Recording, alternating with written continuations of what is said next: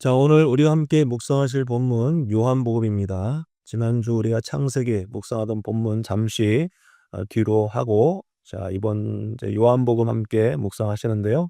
오늘 본문은 예수님의 첫 제자들이 등장합니다. 이제 예수님을 따르는 제자들의 모습인데요. 안드레, 베드로, 빌립, 나다나엘 이런 사람들인데, 자, 이들은 모두 다 각자 다른 상황들이 있었죠. 그러나 예수님을 만남으로 그들의 인생이 송두리째 바뀌게 되었다는 것을 우리는 잘 알고 있습니다. 자, 그들이 예수님을 어떻게 만났는지 그런 만남의 과정을 통해서 그들을 통해 우리에게 보여주시는 그 제자의 삶, 예수님을 믿는 사람들의, 또 예수님을 따르는 사람들의 삶이 어떠한 내용으로 살아야 하는지 함께 살펴보고요. 또 예수님을 만난 사람들이 가졌던 그 감격, 그 만남이 가져오는 놀라운 전도의 연쇄 반응이라고 할까요? 그런 것을 함께 오늘 본문을 통해서 보았으면 좋겠습니다. 자, 세례 요한이 예수님을 보고 보라 하나님의 어린 양이로다라고 증거했다고 하죠. 보라 하나님의 어린 양이다. 이 정말 이런 말 한마디에 오늘 세례 요한을 따르던 두 제자, 이후의 이름을 통해서 우리가 알 수 있겠지만 안드레와 요한이었던 것으로 추정이 됩니다. 그런데 이 두 제자가요, 예수님을 따르기 시작했다는 겁니다. 근데 이상하죠. 보라 하나님의 어린 양이로다 하는 그 말 한마디가 어쩌면 어떻게 그 말 한마디로 자기가 따르던 세례 요한을 뒤로하고 새롭게 예수님을 따를 수 있었을까 하는 점입니다.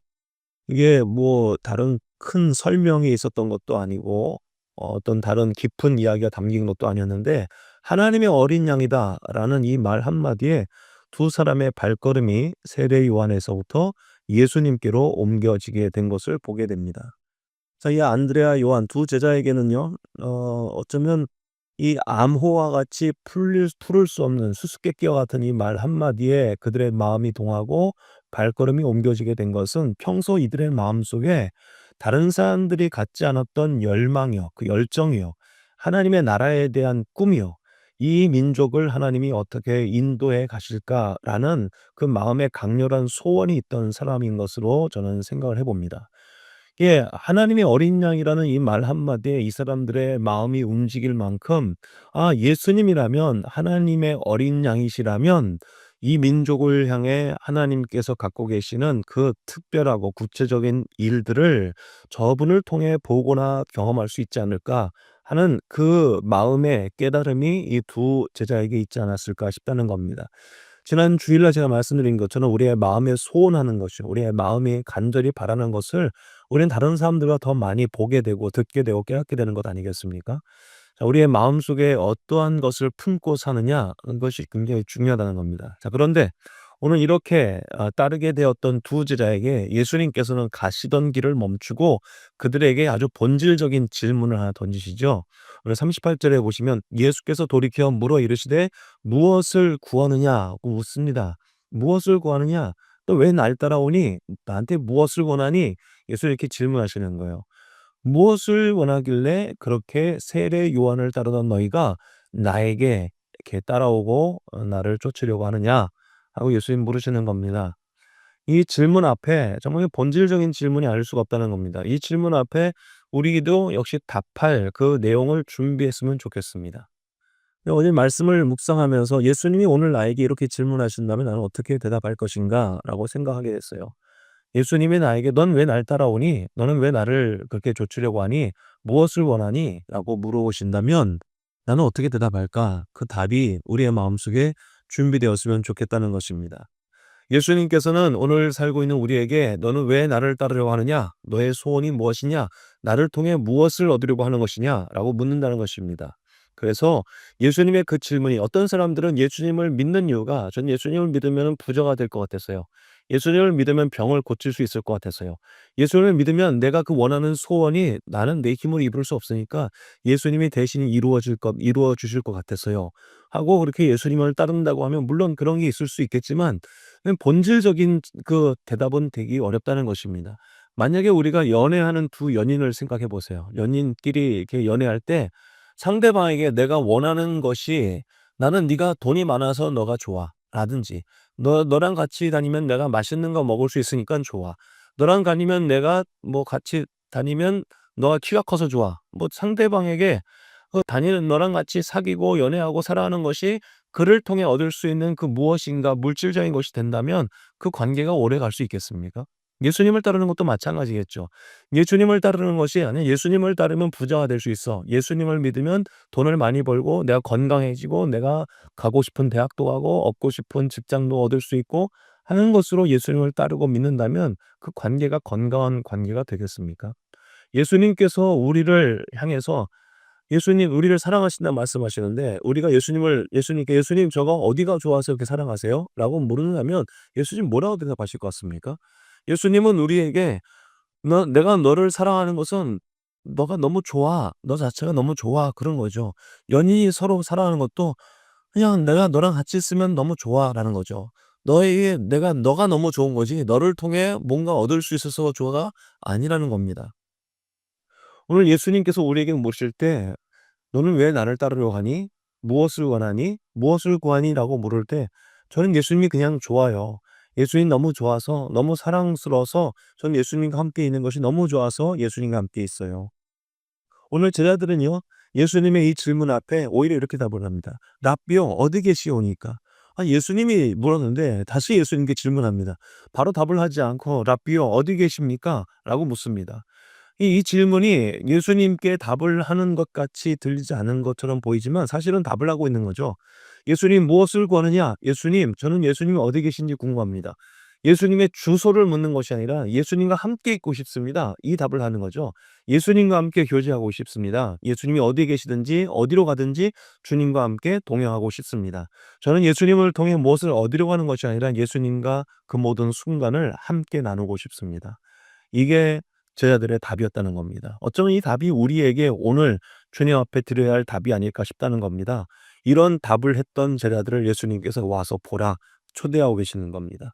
오늘 이 아침 우리에게 "주님과 함께하는 것이 나의 소원입니다. 주님과 함께하는 것이 내가 주께 구할 것입니다."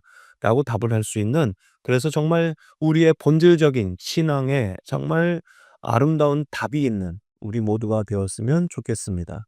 자, 이렇게 예수님을 만난 사람들에게 공통적인 특징이 나타납니다. 그것은 바로 누군가에게 이 기쁜 소식을 전하지 않고는 견딜 수 없는 마음입니다. 네, 여러분 연인들 앞서 얘기한 것처럼 연인들이 서로 연애하면 우리가 눈치챌 때가 있죠. "야, 너 뭐 기분 좋은 일 있냐? 너 이렇게 얼굴이 점점 예뻐진다. 너 어디 연애하니?" 라고 알아볼 만큼 사랑에 빠진 사람은 뭔가 깊은 그 감격과 감동과 그 마음의 움직임이 있는 사람은 겉으로 드러나게 되어 있다는 것입니다. 우리가 예수님을 믿고 따르는 것이 주변 사람들에게 그렇게 보여지는 증거가 되었으면 좋겠습니다. 당신 뭔진 모르지만 항상 기분이 좋아 보여요. 항상 마음이 평안해 보여요. 당신을 보면 뭔가 항상 담대해 보여요. 무엇이 그렇게 당신을 용감하게 살 수 있게 하는 것입니까? 라고 물을 수 있는 정말 우리가 감출 수 없는 그 마음의 감격이 있었으면 좋겠습니다. 그래서 잘 보세요. 이 사람들이 이 오늘 안드레가 그렇고 빌립도 그렇고 베드로를 전할 때 나다나엘을 찾아갈 때에도 이들이 뭐 복잡한 설명을 하지 않죠. "와서 보라."는 겁니다. "와서 보라." 그래요? 나한테 그런 게 있어요? 와서 보실래요?" 예수님을 소개하고 설명하는 것이 복잡한 신학의 어떤 지식이 필요한 것이 아닙니다. 정말 우리의 삶 가운데 내가 함께 동행하고 있는 예수님이 너무 좋아서 그 감격이 다른 사람들 앞에 그대로 표출되고 짧은 한마디 "나 와서 봐라. 너도 나처럼 예수님 믿었으면 좋겠다. 예수님 얼마나 좋은지 모르겠다." 하고 그렇게 간단하지만 강력하게 전도할 수 있는 그런 우리의 입술이 되었으면 좋겠습니다. 논쟁으로 예수님을 설득하고 예수님을 설명하는 것이 아닙니다. 와서 한번 만나 보라고 예수님 앞으로 데려올 수 있는 그런 우리의 삶이 되었으면 좋겠다는 겁니다. 그렇게 초대하고 초청할 수 있는 우리의 삶이 우리의 그 능력이 우리에게서 나온 것이 아니라 예수님을 만나서 얻게 되는 그 감격이 바로 그와 같은 능력으로 나타나게 되더라는 것입니다. 자, 오늘 의심이 많았던 나다나엘은요. 예수님을 바로 믿지 못하죠. "어디 나사렛에서 선한 것이 나오겠느냐?" 그게 초대를 거절하지만 "와서 보라." 합니다. 그렇게 예수님 앞에 섰던 나다나엘이요. 오늘 예수님께서 그에게 이렇게 말씀하시죠. "빌립이 너를 부르기 전에 네가 무화과 나무 아래에 있을 때 보았다." 하게 하십니다. "내가 너를 먼저 보았다." 당시 경건한 유대인들은요, 무화과 나무 아래에서 묵상하고 기도하는 일을 자주 했다고 합니다. 어쩌면 나다나엘은 그곳에서 아무도 모르는 자신만의 고민과 기도를 가지고 그렇게 앉아 있었을 것으로 보여집니다. 그렇게 아무도 모르는, 아무도 없는 곳에서 기도하던 나다나엘을 예수님께서는 보셨다는 겁니다. 그의 그 은밀한 그 순간을 이미 보고 계셨고 알고 계셨다. 오늘 예수님 말씀하고 계십니다. 그 말 한마디에 나다나엘은 무릎을 꿇고 당신은 하나님의 아들입니다. 라고 고백을 하고 예수님이 자신의 임금 되심을 고백하던 나다나엘입니다. 오늘 이 예수님이 오늘 우리에게도 동일한 예수님이십니다. 우리가 혼자 고민하고 있고 혼자 기도하고 있는 모습을 주님은 보고 계시고 알고 계십니다. 자, 그분께서 우리의 누구에게도 말할 수 없는 마음 깊숙한 곳까지 살피시는 주님 앞에 우리는 어떠한 고백을 드려야겠습니까? 주님은 하나님의 아들이십니다. 주님은 나의 왕이 되십니다. 그렇게 고백을 하고 주 앞에 내 인생을 맡겨드릴 수 있는 우리 믿음의 사람들이 되었으면 좋겠습니다. 그런 고백을 하던 나다나엘에게 예수님은 더 큰 약속을 주셨습니다. 야곱의 사다리처럼 인자가 예수님께서 하늘이 열리고 천사들이 오르락내리락 하는 영광을 보게 될 것이다. 예수님께서 하늘과 땅을 잇는 유일한 중보자 되심을 보게 될 것이라 약속하고 계십니다. 이와 같은 고백을 했던 나다나엘처럼 우리도 역시 동일한 고백이 주 앞에 있어서 주께서 약속하신 이 놀라운 더 큰 은혜, 예수님께서 우리의 삶을 하늘과 땅을 잇는 중보자로 우리의 삶을 중보하시는 이 놀라운 약속을 받아 누릴 수 있는 우리 모두가